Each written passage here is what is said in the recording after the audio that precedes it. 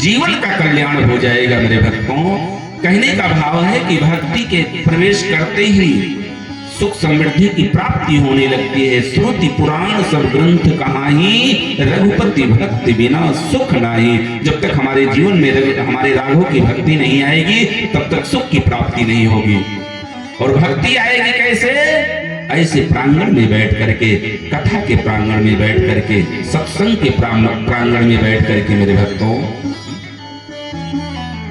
क्योंकि जिस तरीके से हम लोग प्रतिदिन क्या करते हैं, प्रतिदिन हम लोग स्नान करते हैं। कुछ लोग हैं महीना में करते हैं। अच्छा, कितने लोग ऐसे हैं जो महीने में एक बार स्नान करते हैं? हाथ ऊपर उठा दें जो लोग करते हो।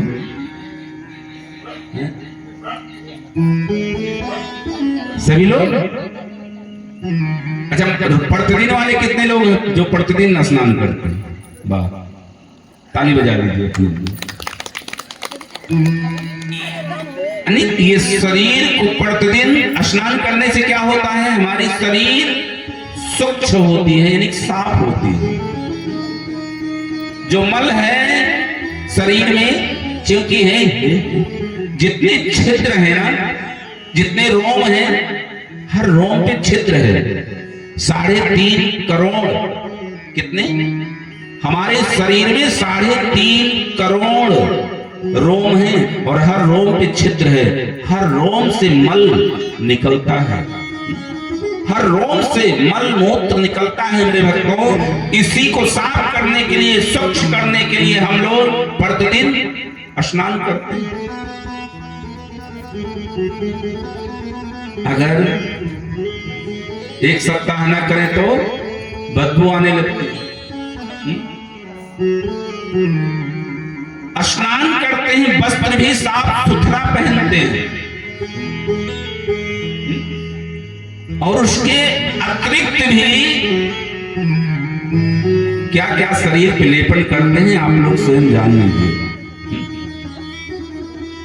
हाँ, लेकिन ये तो बाहर जो दिखने वाला है इसकी सफाई में हम लोग लगे हैं, लेकिन इस शरीर के अंदर जो मन है ना, छोटा सा, जो बड़ा चंचल, बड़ा उतावला, छोटा सा एक मन है, इस मन को हम लोग सही सही बताइए, मन को कितना दिन हो गया साफ किए हुए?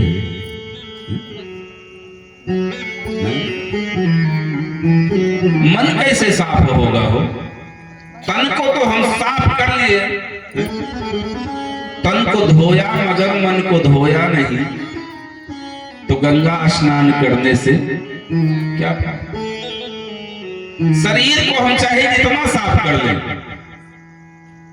लेकिन अगर मन साफ नहीं हुआ तो हमारे राम जी की भक्ति आएगी जीवन में? हमारे राघव आपके जीवन में आएंगे? नहीं आएंगे, क्योंकि हमारे राम जी को केवल और केवल क्या प्रिय है? शरीर पे चाहे जितनी गंदगी लगी है, माताओं का गर्भ जो होता है, गर्भ, जिस समय माताओं के गर्भ में शिशु होता है तो वहां चारों तरफ गंदगी ही रहती है। लेकिन हम लोग मां के गर्भ में जब अपने राघव को, प्रभु को पुकारते हैं, प्रभु को बुलाते हैं सच्चे मन से, सच्चे भाव से, श्रद्धा से, तो उस मां के गर्भ में हमारे राघव आकर के दर्शन देते हैं। सोचिए, मां के गर्भ में हमारे प्रभु प्रकट हो जाते हैं। कितने लोगों को मालूम है? हर मां के गर्भ में हमारे राघव प्रकट होते हैं। और इस जीव को चतुर्भुज रूप में दर्शन देते हैं। ये जीव तड़पता है, चीखता है, चिल्लाता है और कहता है प्रभु मुझे एक बार यहां से बाहर कर दो। इस नरक में मेरा गला घुट रहा है, मेरा दम घुट रहा है, इस नरक में मैं नहीं रहना चाहता, एक बार बाहर कर दो। हमारे प्रभु को हंसी आती है। हमारे प्रभु कहते हैं अरे मूर्ख, मैं तो तुझे बार बार यहां से बाहर करता हूं, लेकिन तुझे शायद यही जगह मंजूर है, तू बार बार यहीं आकर के फंसता है। इसमें मेरा क्या दोष है? ये जीव कहता प्रभु केवल एक बार और चांस दे दीजिए, आपकी हर शर्तनामा मुझे मंजूर है। हाँ, एग्रीमेंट करवा लीजिए, आपके बताए हुए मार्ग पे मैं चलूंगा। लेकिन मेरे भक्तों यहां आने के बाद देखिए, कहने का भाव है कि हमारे राघव मां के गर्भ में प्रकट हो सकते हैं जो जहां चारों तरफ गंदगी है। तो शरीर कितनी भी गंदी हो, हमारे राम जी शरीर की गंदगी को नहीं देखते। हमारे राम जी कहते हैं शरीर गंदी है रहने दो, लेकिन साफ क्या होना चाहिए उसके लिए रामचरितमानस की पंक्तियों में बाबा जी लिखते हैं और कहते हैं भक्तों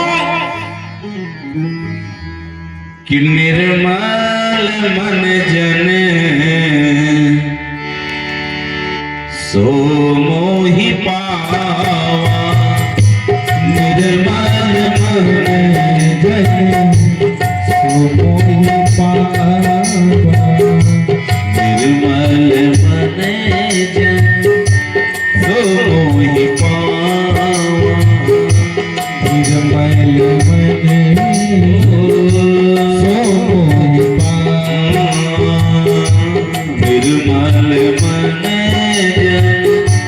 सो मोहि पावा, निर्मल मन सो मोहि पावा। मोहि कपट छल छिद्र न भावा, मोहि कपट छल छिद्र न भावा, मोहि कपट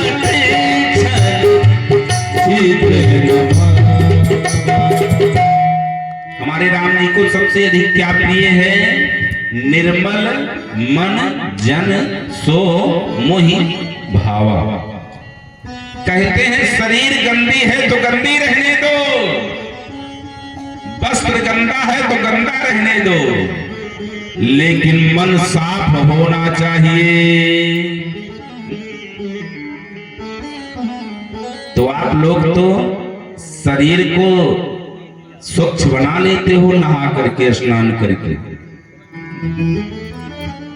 वस्त्र को भी स्वच्छ बना लेते हो, लेकिन मन को कैसे सुंदर बनाओगे, मन को कैसे स्वच्छ बनाओगे, मन को कैसे निर्मल बनाओगे? मेरे भक्तों भैया कुर्सी भी ले आइए, दो चार पंडित जी भी आए हैं, कुर्सी दे दीजिए पंडित जी को। और हमारे बीच में पंडित जी का आगमन हुआ है, जोरदार ताली बजा करके सभी लोग स्वागत करते हैं। मेरे भक्तों मन को साफ करने का, मन को निर्मल बनाने का, मन को स्वच्छ रखने का केवल और केवल ही एक मार्ग है, वो है सत्संग, कथा। इसीलिए कथा में आना है हमको।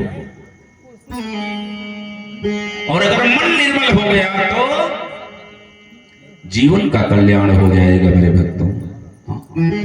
इसीलिए कथा में आना है। हमारे अंदर भक्ति प्रवेश कर जाएगी और भक्ति के आते ही हमारा घर परिवार परिवर्तन हो जाएगा। तो आइए हम लोग 2 मिनट में प्रभु के नाम का गायन करेंगे, प्रभु के नाम का भजन करेंगे, प्रभु के नाम का कीर्तन करेंगे और उसके उपरांत आप लोगों को पावन प्रसंग से जोड़ा जाएगा जहाँ की कल की कथा में आप लोगों को विश्राम दिया गया था। बोलिए हनुमान जी महाराज की जय। सभी लोग भाव के साथ में गाइएगा।